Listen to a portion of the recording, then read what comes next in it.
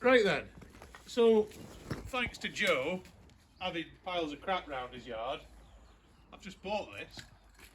Now, I wanted a bowler and I've got e-bowler because there's possibly the cure to corona growing in here, but yeah, I see potential. It's from what we can tell, it's 3.9 Rover V8.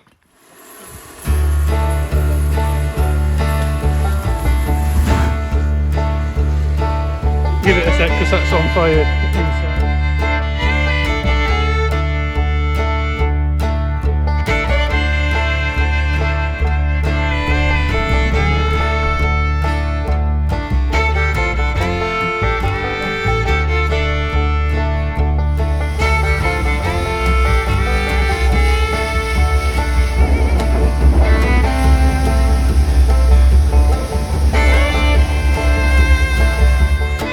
So this is the Ebola, now it's had a wash and in the workshop.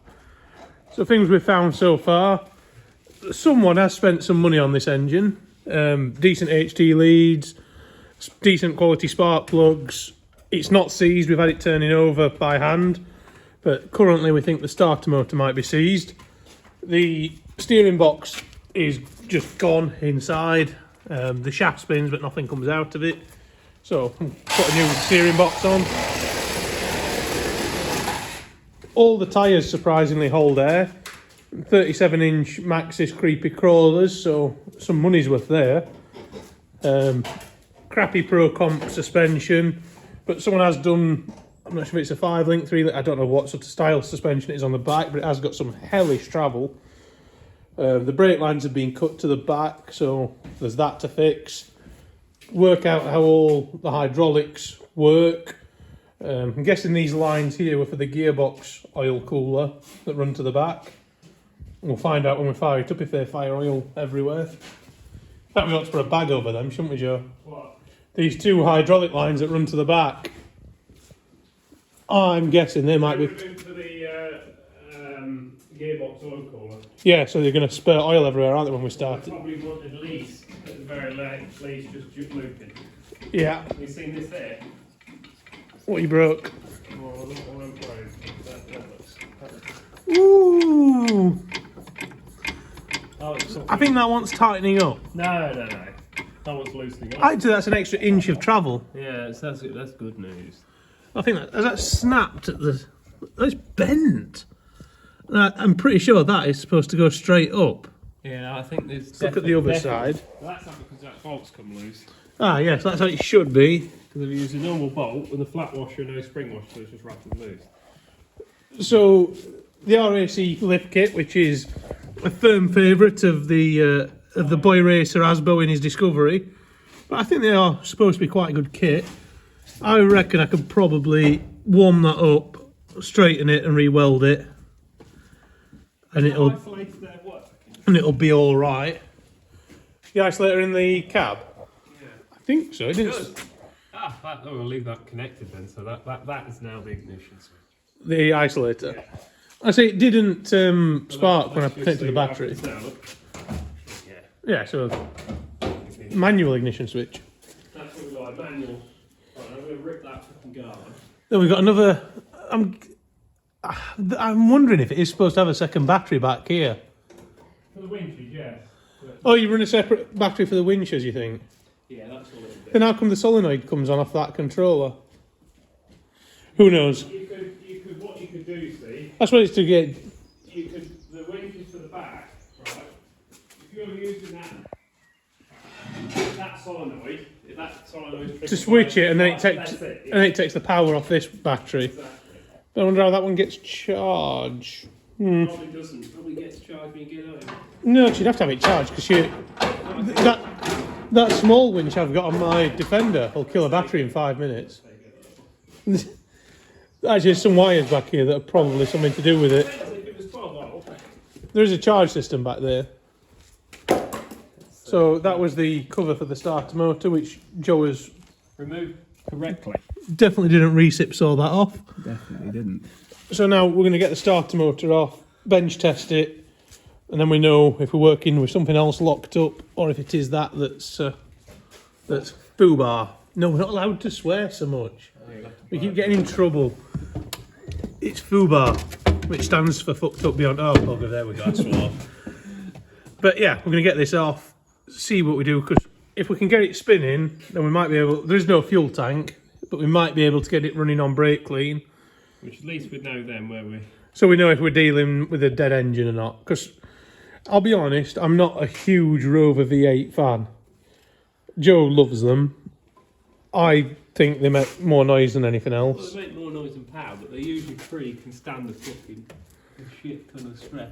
They're not a 200... Look at the steering box. They're not a 200 TDI. The shafts fell. Oh, the shafts fell The out. bolt must have fell off the top of the... Yeah, but those are normal. So anyone who's worked on Land Rovers will know how... Oh, it hasn't took the... So those teeth... Oh, wow! Bloody hell. What fucking animal has done that? I've never seen that. I think challenge lads. There's the roller bearings, shag. The size, just put your hand next to that. Yeah, look at this. Fucking animals. So, That's why the steering ain't working, you know. So yeah, I suppose that would stop the steering working. So, a bit of blue tack on that and cable ties. It's got Bluetooth steering now. Yeah, it's Wi-Fi. So we'll... I'll source another 4-bolt. There is one in here. That'll be alright. I don't quite know if I trust... I would. It's only an old banger. We'll test that and see if it works. I'm tempted to bridge this stuff, mate, before... I like how they disconnected the lambda sensors. Factory job.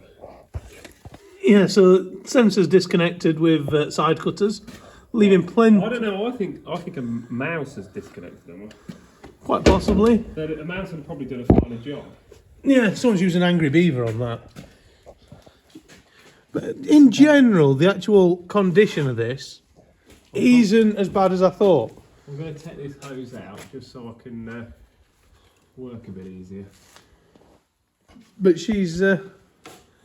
hopefully, we'll have her running shortly, which is... or even if we can't get it to run, if we can get it to turn over, because we know the engine's free. Bear with me a sec. What the fuck? Oh yes, that's why the door keeps coming down. So, I thought we were haunted then for a minute. So the engine turns quite easily. There's no... I'm not having to force it. We didn't have to force it to get it to move. So we are relatively hopeful that she might go. So we're going to get this starter played with. We'll do that now, and then we'll see if she cranks. So the starter motor now starts, but it doesn't come off. So we're going to be a little bit stupid. We're going to give it a bit of brake clean and just turn it off on the isolator if it catches. Let's do it. You ready? Yeah.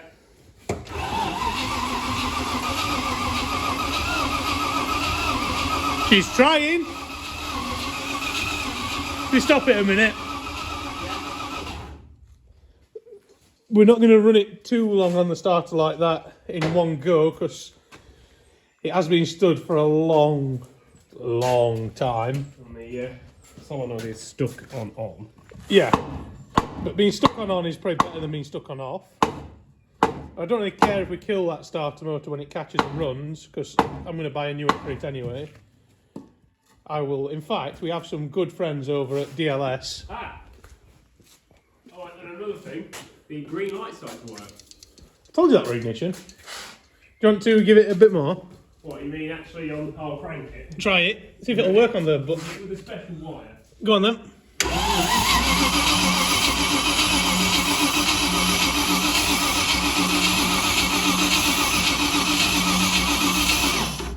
Still different stuff, but we're getting there. We're getting there. We've got it turning over. Probably need to pull up the spark plug now. Let's see if we're getting spark, and we will come back to the live action when we've worked out if we're getting spark or not.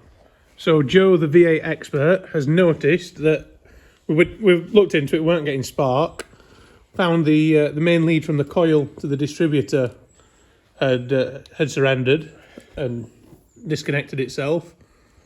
We've found the longest HT lead we can find off another donor vehicle that will go unnamed. Definitely not another customer's vehicle. And we're hoping that it'll just be long enough to get to the coil and that we can try and make some go.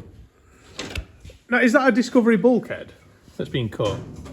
I'd say. I think it is, isn't it? So yeah, the actual running gear of this, the chassis and everything. How much further is that to go? Where are we looking? Should we plug two together? Yeah, it won't be. So the coil has been put inside the cab to, I'm guessing, to protect it from the elements.